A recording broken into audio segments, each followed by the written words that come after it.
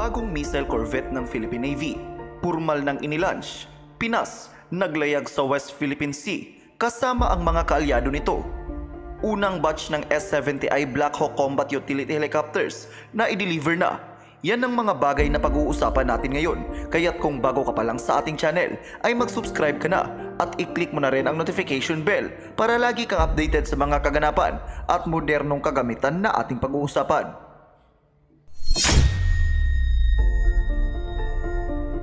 Nitong Martes, Hunyo 18, ay inanunsyo ng Hyundai Heavy Industry na nagdaos ito ng seremonya para sa pag-launch ng 3,200 tons na bagong corvette ng ating hukbong dagat na BRP Miguel Malvar sa kanilang shipyard sa Ulsan, na dinaluhan naman ng mga matataas na opisyal ng militar mula sa Pilipinas at South Korea.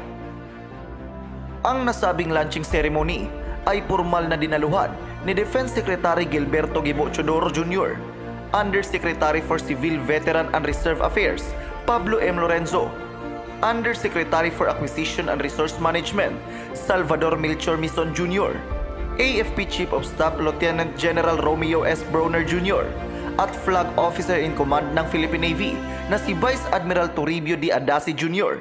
kasama ng iba pang matataas na opisyal. Pinangunahan naman ng asawa ni Secretary Gibo na si Monica Luis Prieto Chodoro at ng Special Envoy ng United Nations Children's Fund ang pagsasagawa ng pagbibinyag sa barko. Sa mga hindi nakakaalam, ang BRP Miguel Malvar ay isa sa dalawang makabagong surface combatant na nabili ng Pilipinas sa Hyundai Heavy Industry ng South Korea. May haba ito na aabot sa 118.4 meters at lapad na 14.9 meters. May bilis rin ito na aabot sa 50 knots at range na 4,500 nautical miles. Kargado ito ng mga advanced na weapon system tulad na lamang ng anti-ship missiles, vertical launch system at 3D AESA radar.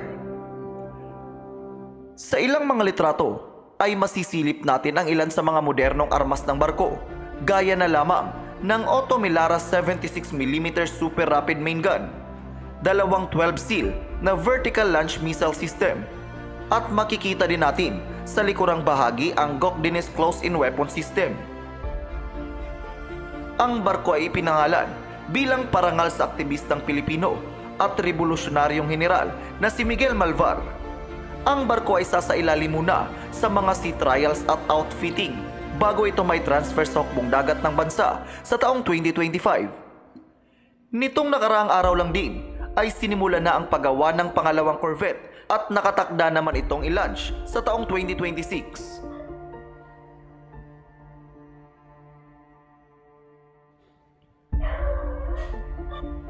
Kasunod nito ay naging matagumpay naman ang isinagawang multilateral maritime cooperative activity sa pagitan ng Pinas, Amerika, Japan at Canada. Kasama ang magkaalyadong navies ay binagtas ng Philippine Navy ang West Philippine Sea nitong nakaraang araw bilang parte ng Second Multilateral Maritime Cooperative Activity. Ginamit ng Philippine Navy ang kanilang Gregorio del Pilar class patrol ship na BRP Andres Bonifacio, habang ipinadala naman ng US Navy ang kanilang Arleigh Burke class guided missile destroyer na USS Ralph Johnson. Ang Japan Maritime Self-Defense Force naman ay isinalang ang kanilang Murasame class destroyer na GS Kirisami at Halifax class frigate naman na HMCS Montreal ang ipinadala ng Royal Australian Navy. Ayon sa AFP, ay nais lamang nilang maisulong ang kapayapaan at stability sa Indo-Pacific region. Nais din ng magkaalyadong bansa na mas mapatibay pa ang kanilang kooperasyon at interoperability.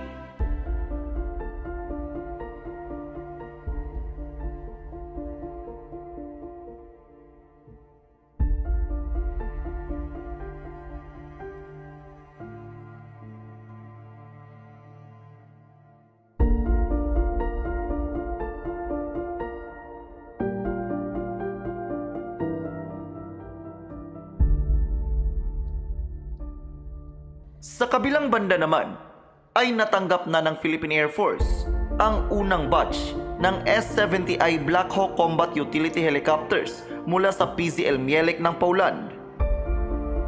Ang 5 helicopters na ito ay parte ng 32 additional na utility helicopters na naaprubahan sa panahon ni dating Pangulong Duterte. Dahil dito ay magkakaroon ng malawak na kakayahan ang hating hukbong panghimpapawid sa kanilang mga operasyon, kabilang na ang humanitarian missions. Sasailalim muna sa masinsinang inspeksyon ang mga nasabing helicopter bago ito formal na tanggapin ng Philippine Air Force. Nakatakda itong ipasok sa 205th Tactical Helicopter Wing ng Philippine Air Force.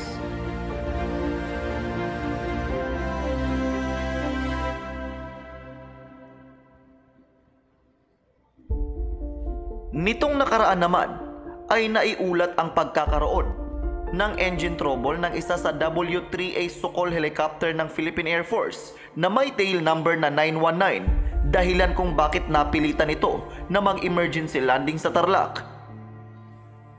Hindi pa klaro kung ano ang naging problema ng makina ng nasabing helicopter. Dahil naman dito ay inilahad ng Max Defense Philippines ang kahalagahan ng pagkakaroon ng twin-engined helicopter gaya nito, sapagkat kapag nagkataon na pumalya ang isang makina ay magkakaroon pa ito ng sapat na puwersa mula sa isang makina upang makapagsagawa ng emergency landing at maiwasan ang pagbagsak. Bilang isang sibilyan ay malaking bagay na ating ipagdasal ang ating mga kasundaluhan na sana'y malayo sila sa kapahamakan at sa kahit anumang sakuna na posible nilang kaharapin dahil sa tawag ng kanilang tungkulin.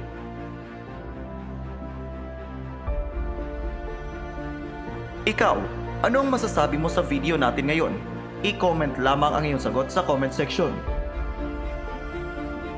At dito na po magtatapos ang ating video. Maraming salamat sa panonood at mag-ingat po kayo.